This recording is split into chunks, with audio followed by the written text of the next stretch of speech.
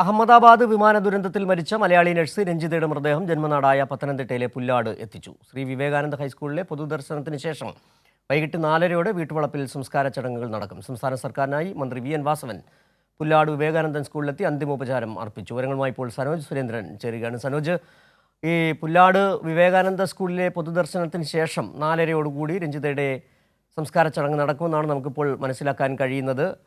അവിടെ നിന്ന് ഏറ്റവും പുതിയ വിവരങ്ങൾ എന്താണ് പങ്കുവയ്ക്കാനുള്ളത്? നേരത്തെ തന്നെ ഈ വീട്ടിലേക്ക് മാധ്യമപ്രവർത്തകരാരും ചെല്ലേണ്ടതില്ല എന്നുള്ള ഒരു വിവരം കുടുംബാംഗങ്ങൾ പങ്കുവച്ചിരുന്നു എന്നാണ് മനസ്സിലാക്കാൻ കഴിയുന്നത്. ഇപ്പോഴെന്താണ് അവിടെ നടന്നുകൊണ്ടിരിക്കുന്ന നടപടിക്രമം? എന്താണ് മറ്റു വിവരങ്ങൾ കൂട്ടിച്ചേർക്കാനുള്ളത്?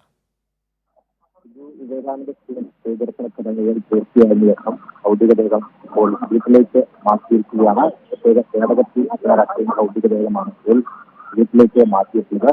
സംസ്കാര ചടങ്ങുകൾ വൈകിട്ട് 4:30 കൂടിയാണ് ഇവിടെ നടക്കുക. നാടിന്റെ നാനാതുറകളിൽ നിന്ന് നിരവധി വ്യക്തികളാണ് ഇവിടെ അന്ത്യോദയ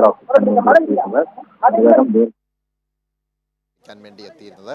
മൃതദേഹം നേരിട്ട് കാണാൻ കഴിയില്ലായിരുന്നു. കാരണം അത്രമേൽ പ്രത്യേക സാഹചര്യത്തിലൂടെ കടന്നു പോയതുകൊണ്ട് തന്നെയാണ്. അതിനാൽ പ്രത്യേക പേടകത്തിൽ രഞ്ജിതയുടെ ഫോട്ടോ വെച്ചിരുന്നു. അവിടെ വരുന്ന ആളുകൾക്ക് പുഷ്പങ്ങൾ അർപ്പിക്കാൻ വേണ്ടിയുള്ള ക്രമീകരണമാണ് ഒരുക്കിയിരുന്നത്.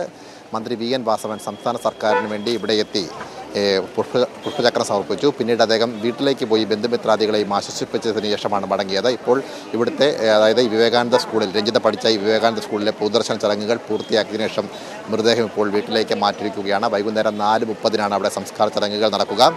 തികച്ചും സ്വകാര്യമായ ഒരു അന്തരീക്ഷത്തിൽ അവരുടെ സംസ്കാര ചടങ്ങുകളും മരണാനന്തര ചടങ്ങുകളും നടത്താൻ വേണ്ടിയാണ് തീരുമാനിച്ചിട്ടുള്ളത് എന്നും മാധ്യമങ്ങൾക്ക് നിയന്ത്രണം ഏർപ്പെടുത്തിയിട്ടുണ്ടെന്നും എല്ലാവരും അതുമായി സഹകരിക്കണമെന്നുള്ളതുമാണ് കുടുംബം ഇപ്പോൾ അല്പം മുമ്പ് ഇവിടെ ഉച്ചഭാഷണിലൂടെ വ്യക്തമാക്കിയത്. എന്തായാലും ഭൗതികദേഹം ഇപ്പോൾ ഇവിടെ നിന്നും വിലാപയാത്രയായി രഞ്ജിതയുടെ വീട്ടിലേക്ക് കൊണ്ടുപോയിരിക്കുകയാണ്. സുജു.